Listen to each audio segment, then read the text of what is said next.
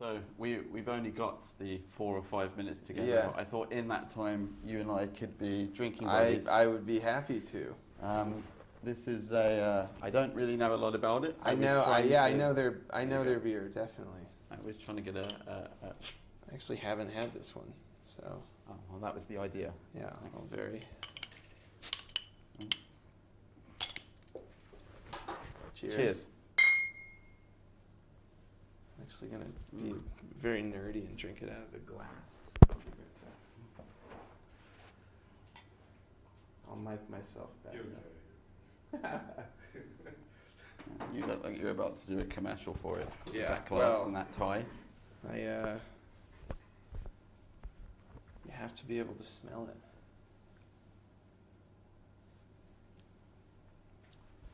Good. That's a It is thumbs good. up. Yeah.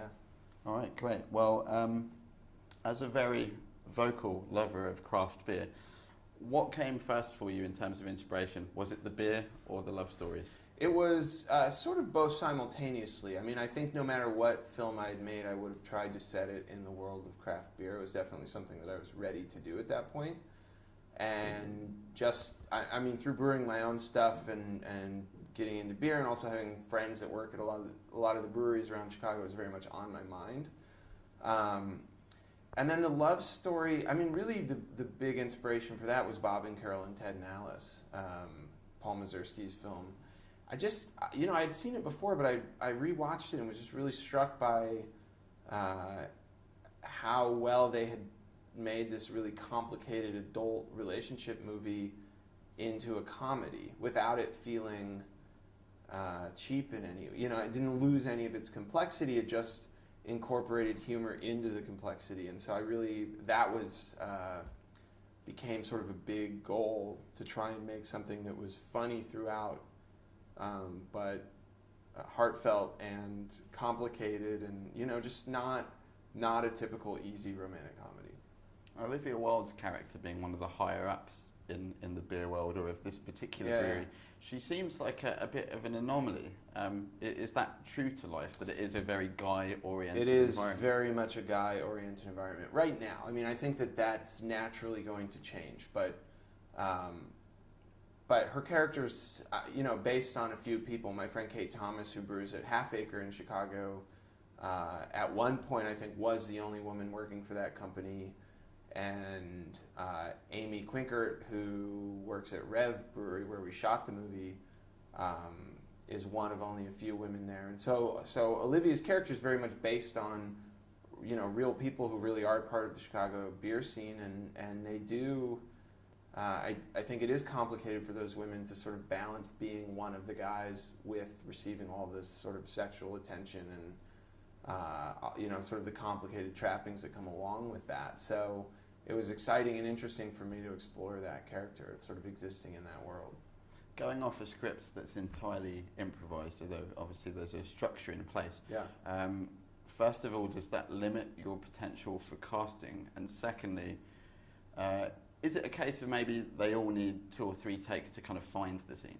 Well, sometimes that happens. I mean, in terms of casting, I feel like it clearly didn't limit me because I ended up with a dream cast. I mean, it's really 4 amazing actors. So I think people were excited by the idea of doing something unscripted, like really coming in and challenging their notions of how a movie gets made. And then with the takes, it's different every time. There are first takes that I use in the movie. There are some 5th takes that I use in the movie. But really, the goal is to try and find that happy medium where it still feels spontaneous. You're still sort of utilizing the energy and the excitement of not knowing what the other person's about to say with some structure. So sometimes we have enough going into it that the first take has all of the structure and also has the spontaneity. Sometimes it's easier to build that structure in through multiple takes.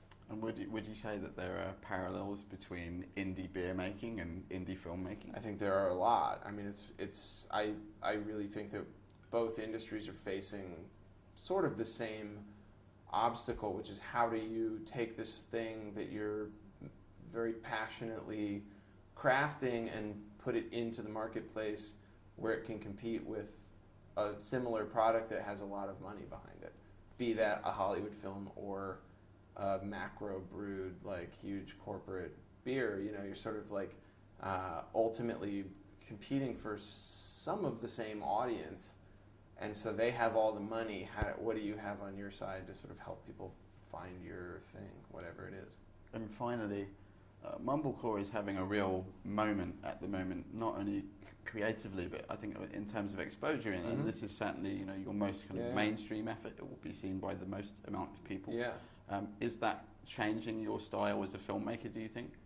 I don't know. I think that that's naturally been evolving over the years. So I don't, for me, it's not a direct correlation, but my interests are definitely different than they were a few years ago, and I suspect that they'll be different a few years from now, and I think that the movies will hopefully always reflect that. I mean, I have always hoped that the movies would grow up with me and that the stories would sort of naturally change, the characters would get older, the circumstances of their lives will change. So I suspect over the next couple of years, I'll start to make movies more about people who are like, in this movie, they're walking up to the line of the idea of marriage, right? I'm hoping over the next couple of years they'll deal with marriage, with starting to have kids, with, you know, that they'll sort of, there will be that natural evolution. Well, thank you so much for talking to us, Joe. Great Cheers. to talk to you. Cheers.